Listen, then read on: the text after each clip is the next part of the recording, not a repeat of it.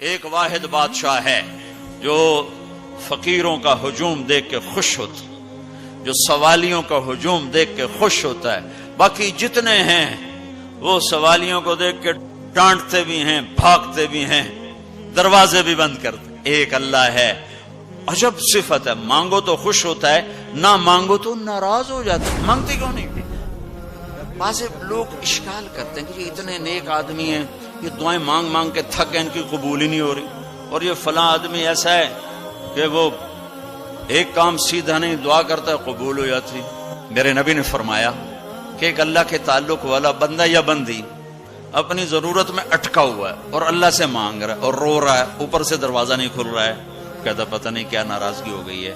حتیٰ کہ فرشتے سفارش کرتے ہیں کہ یا اللہ، یہ اتنے دیر سے بیچاری رو رہی ہے، یہ اتنے دیر سے رو رہا ہے، یا اللہ اس کا کام کر دے.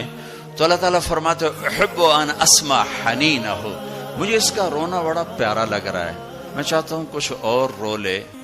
دے دیا تو پھر کہیں رونا، لہذا میں چاہتا ہوں تھوڑا یہ رو لے. اس لیے لیٹ ہو رہا ہے، اس لیے لیٹ نہیں ہو رہا کہ میں ناراض ہوں.